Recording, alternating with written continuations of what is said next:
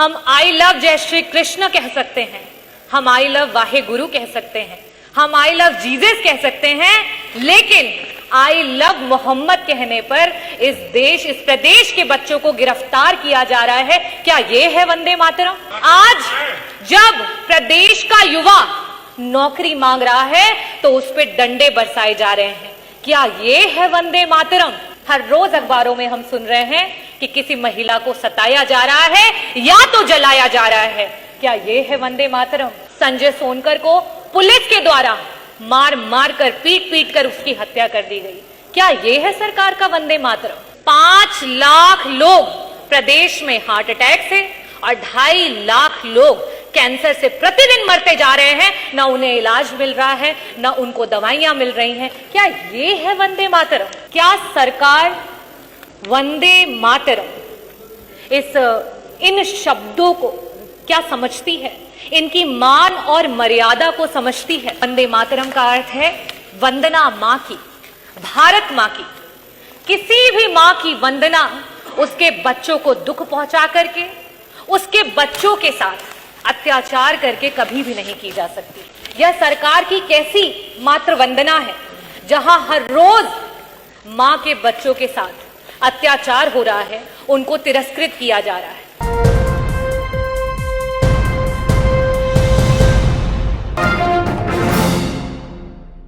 आदरणीय अधिष्ठाता महोदय, मैं आपका आभार व्यक्त करना चाहूंगी कि आपने मुझे वंदे मातरम पे हो रही चर्चा में भाग लेने का अवसर दिया। 1875 में जिस समय देश गुलामी की जंजीरों से जकड़ा हुआ था, जिस समय देश में हर तरफ महामारी थी, जिस समय देश का किसान जो है वो भारी लगान दे रहा था, जिस समय देश का हर जवान ब्रिटिश हुकूमत की गुलामी कर रहा था, जिस समय देश की बहु बेटियों की आबरू हर रोज लूटी जा रही थी, उस समय बंगाल के कोने से आवाज आई वंदे मातरम। बंकिम चंद्र चटर्जी जी के द्वारा लिखा गया और रविंद्रनाथ टैगोर जी के द्वारा गाया हुआ ये गीत लड़ाई का, देश की स्वतंत्रता की लड़ाई का हथियार बना। इस देश की स्वतंत्रता की लड़ाई के लिए वंदे मातरम कहते हुए लोगों ने अपने प्राणों की आहुति दे दी। ये किसी जाति विशेष के लोग नहीं थे, ये किसी धर्म विशेष के लोग नहीं थे, इसमें महिलाएं भी थी, इसमें इस देश के हर एक व्यक्ति का योगदान रहा, जिसकी वजह से आज हम इस आजाद भारत में सांस ले रहे हैं।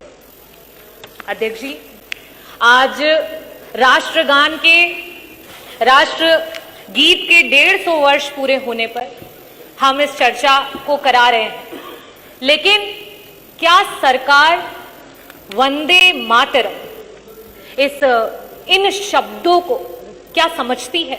इनकी मान और मर्यादा को समझती है? वंदे मातरम का अर्थ है वंदना मां की, भारत मां की। किसी भी मां की वंदना उसके बच्चों को दुख पहुंचा करके, उसके बच्चों के साथ अत्याचार करके कभी भी नहीं की जा सकती। अधिष्ठाता महोदय, यह सरकार की कैसी मातृ वंदना है जहां हर रोज मां के बच्चों के साथ अत्याचार हो रहा है, उनको तिरस्कृत किया जा रहा है। इस सरकार में हम आई लव जय श्री कृष्ण कह सकते हैं, हम आई लव वाहे गुरु कह सकते हैं, हम आई लव जीसस कह सकते हैं, लेकिन आई लव मोहम्मद कहने पर इस प्रदेश के बच्चों को गिरफ्तार किया जा रहा है। क्या ये है वंदे मातरम? मैं कहना चाहूंगी अधिष्ठाता महोदय, आज जब प्रदेश का युवा नौकरी मांग रहा है तो उस पर डंडे बरसाए जा रहे हैं। क्या ये है वंदे मातरम? आज हर जिले के कोने कोने में कहीं ना कहीं हर रोज अखबारों में हम सुन रहे हैं कि किसी महिला को सताया जा रहा है या तो जलाया जा रहा है। क्या ये है वंदे मातरम? आज इस सरकार में जो दलित हैं उनकी मौतों का आंकड़ा छुपाया जा रहा है। गोंडा में संजय सोनकर को पुलिस के द्वारा मार मार कर पीट पीट कर उसकी हत्या कर दी गई। क्या ये है सरकार का वंदे मातरम? जब बाहुबलियों की बात आती है तो उनको संरक्षण, और जब एक पीडीए की बात आती है तो उसका भक्षण। क्या ये है वंदे मातरम? जब हम बात करते हैं एक आम आदमी की, तो वो महंगाई की मार में चलता चला जा रहा है। क्या ये है वंदे मातरम? आज माननीय मंत्री जी नहीं है, स्वास्थ्य मंत्री जी, पता नहीं क्यों वो नाराज हो जाते हैं जब भी स्वास्थ्य की बात होती है। लेकिन जब अभी कुछ दिन पहले इसी सदन के कैबिनेट मिनिस्टर, जब उनको हार्ट अटैक आया और सरकारी अस्पतालों के इस प्रदेश के उप मुख्यमंत्री, स्वास्थ्य मंत्री और कैबिनेट मंत्री दर दर की ठोकरें खा रहे थे और आपका जो विभाग है वो गिड़गिड़ा रहा था इलाज के लिए, और समाजवादियों के द्वारा बनाए गए मैदानता में जाकर के उनका इलाज हो पाया। आज स्वास्थ्य का ये हाल है उत्तर प्रदेश में। क्या ये है वंदे मातरम?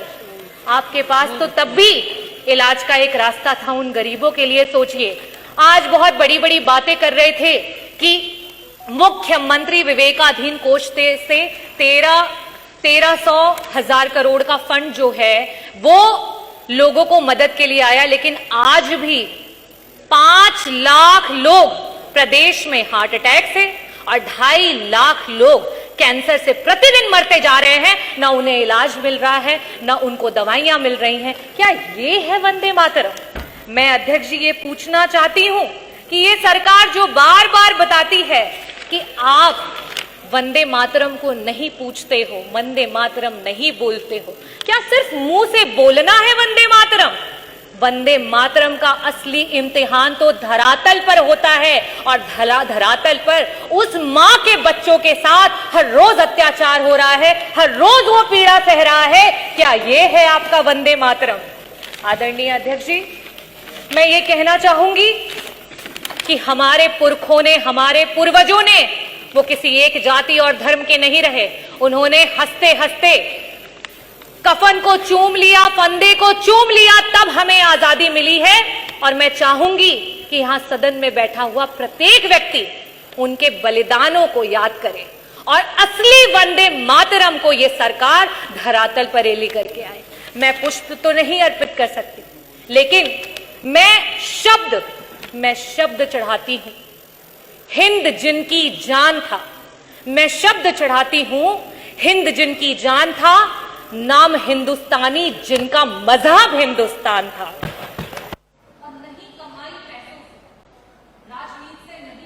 नहीं कमाई पैसों से सौदा लहू के मोल हुआ था भगत सिंह के जैसों से। माओं ने गोली खाई थी। आप बात कर रहे हैं मां की, जिस आजाद भारत में हम हैं, माओं ने गोली खाई थी, बेटे फंदों पर लटके थे। आजादी की डोली जो आज हम आजादी की डोली कुर्बानी के कंधों पर, बदन पर बंधी थी जंजीरें, दिल मगर आजाद था। रक्त के अंतिम कतरे में भी भारत जिंदाबाद था। भारत जिंदाबाद है और भारत जिंदाबाद रहेगा, क्योंकि रविन्द्रनाथ टैगोर जी ने इस गीत को गाया और उन्हीं के द्वारा गाया हुआ एक और गीत है, एकला चलो रे।